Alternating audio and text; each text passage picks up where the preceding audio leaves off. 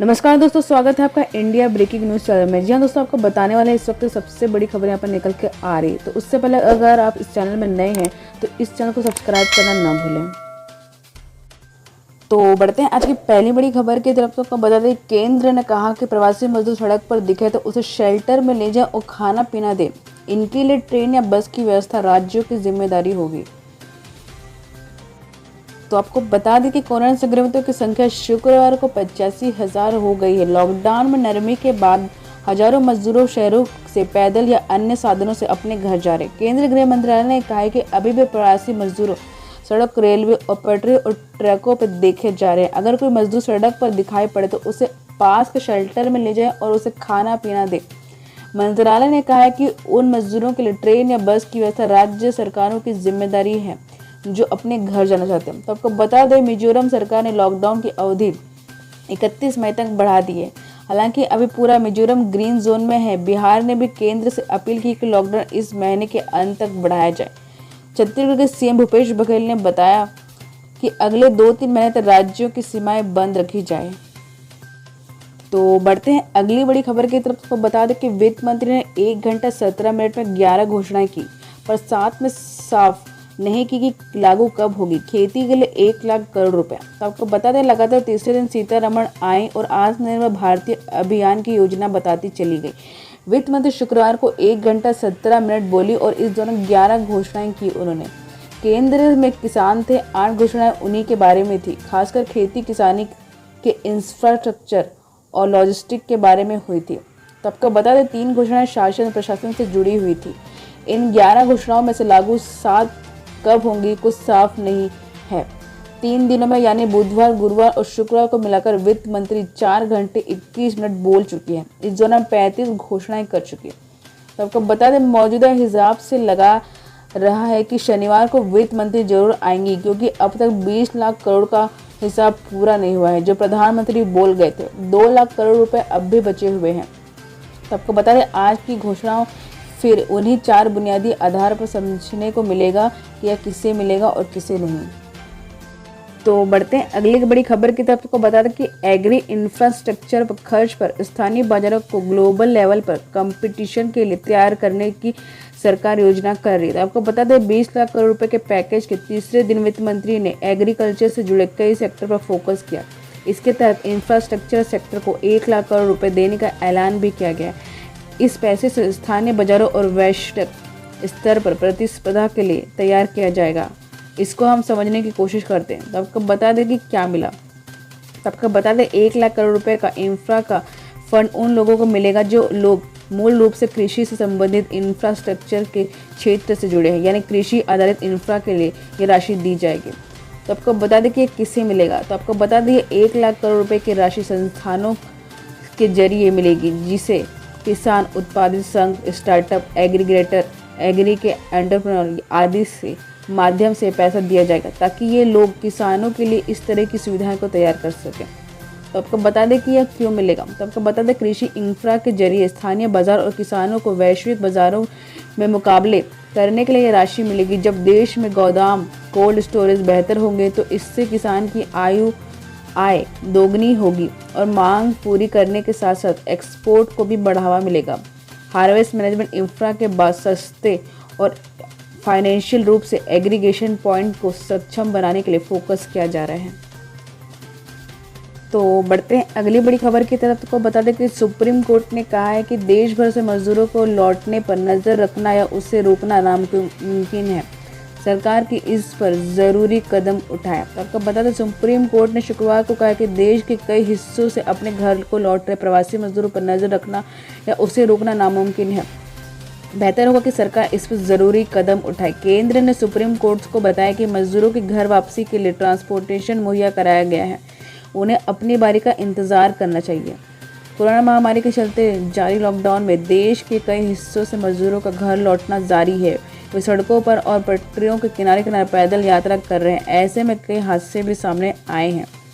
तो आपको बता दें, सुप्रीम कोर्ट में एडवोकेट अलग आलोक श्रीवास्तव की तरफ से याचिका दायर की गई थी। इसमें मांग की गई थी कि केंद्र सभी डीएम को निर्देश दें कि वे प्रवासी मजदूरों की पहचान करें और उनके लिए रहना, खाना पीना उपलब्ध कराएं। साथ ही इलाके तक मुफ्त ट्रांसपोर्टेशन की व्यवस्था करें। याचिका के हाल ही में औरंगाबाद में रेलवे ट्रैक पर मारे गए 16 मजदूरों का भी हवाला दिया गया था। तो बढ़ते हैं अगली बड़ी खबर की तरफ। को बता दें कि रात को 11:15 बजे वायरलेस सेट बजा। पता चला कि राम प्याव के पास 20 मजदूर हैं और पुलिस की गाड़ी दौड़ पड़ी। तो आपको बता दें रात के 11 बजे दिल्ली का काजी इलाका सन्नाटे में डूबने लगा। सड़क खाली हो चुकी थी और गलियां सुनसान। कुछ देर पहले तक जो इकलौता ढाबा यहाँ खुला था उस पर भी अब ताला लटक चुका है। एक अंधेरी गली में सिगरेट पीते 3 लड़के पुलिस की गाड़ी का सायरन सुनते ही अलग अलग दिशाओं में भागने लगे। चौतरफा फैले सन्नाटे को अपने सायरन से तोड़ती दिल्ली पुलिस की गाड़ी ERV कहलाती है। ERV यानी इमरजेंसी रिस्पॉन्स व्हीकल। ये दिल्ली पुलिस की सबसे मुस्तैद सेवाओं में गिनी जाती है। कोई भी घटना या अपराध होने पर दिल्ली पुलिस की जो टीम सबसे पहले मौके पर पहुंचती है और आधिकारिक कार्यवाही की शुरुआत करती है वह ERV ही होती है।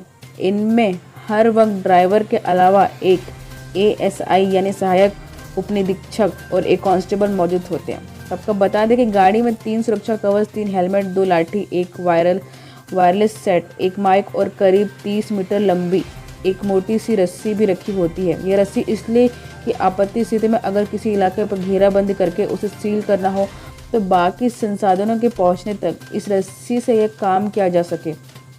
इसके अलावा ERV में तैनात ASI के पास अपनी सर्विस पिस्टल और कांस्टेबल के पास 30 राउंड वाली MP5 सब मशीन गन भी होती है। आपको बता दें कि आपात स्थिति में सबसे पहले प्रतिक्रिया देने के साथ ही लगातार इलाके में गश्त करते रहना भी ERV का मुख्य काम है। सुबह के 8 बजे से रात के 8 बजे तक ये टीम जिम्मेदारी निभाती है और रात के 8 बजने पर दूसरी टीम आकर ये मोर्चा अगली सुबह तक के लिए संभालती है। तो बढ़ते हैं अगली बड़ी खबर की तरफ। को बता दें कि स्टाफ की छटनी और वेतन कटौती के दौर पे एशियन पेंट्स ज़्यादा सैलरी देकर कर्मचारियों का हौसला बढ़ा रहे। तो आपको पता है देश की सबसे बड़ी पेंट्स निर्माता कंपनी एशियन पेंट कर्मचारियों को मनोबल बढ़ाने के लिए उनके वेतन बढ़ाने जा रही है। कंपनी ऐसे समय कर्मचारियों के वेतन बढ़ा रही है जब उद्योग जगत मोटे तौर पर मांग में आए गिरावट को देखते कर्मचारियों की संख्या और उनके वेतन घटाने में लगी हुई है।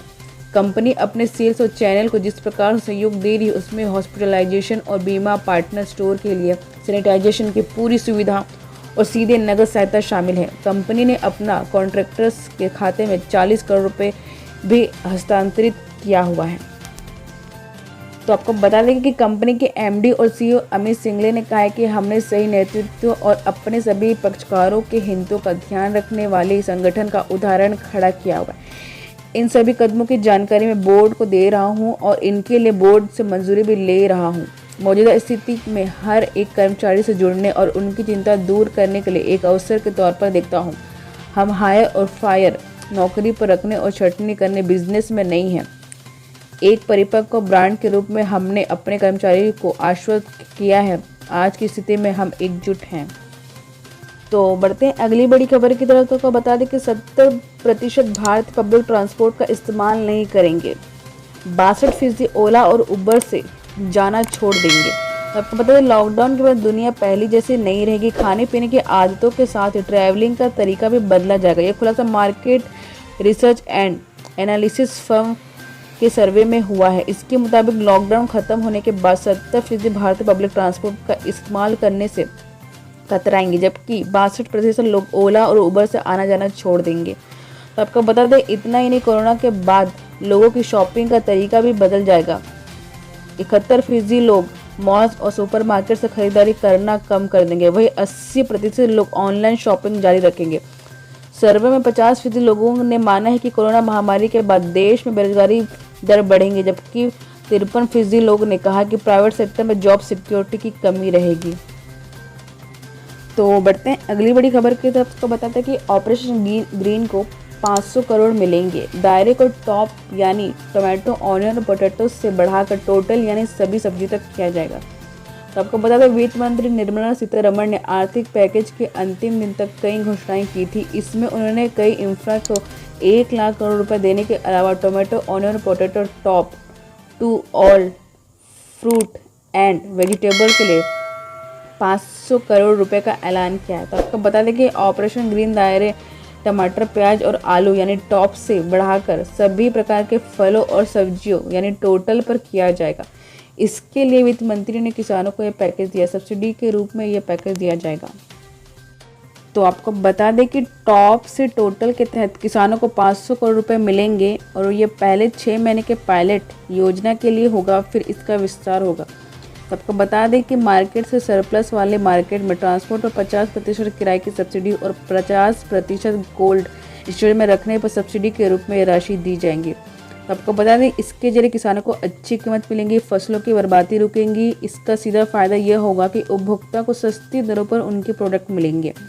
दरअसल सप्लाई चेन बाधित हो चुकी है और किसान अपने उत्पादों को बाजार में नहीं बेच पा रही। जल्दी खराब हो जाने वाले फलों का डिजिटल सेल हो रहा है। कम कीमतों पर फलों और सब्जियों को किसान के खेतों से ही संरक्षित दिया जाने की ज़रूरत पर फोकस दिया जा रहा है। तो आज के लिए बस इतना ही दोस्तों। अगर ये वीडियो आपको अच्छी लगे तो इस वीडियो को लाइक करिए और शेयर करिए अपने दोस्तों के साथ। अगर आप भी जुड़ना चाहते हैं हमारे साथ, देश की तमाम बड़ी खबरें सीधे आपके पास पहुंचे, तो इस चैनल को सब्सक्राइब करना ना भूलें। धन्यवाद।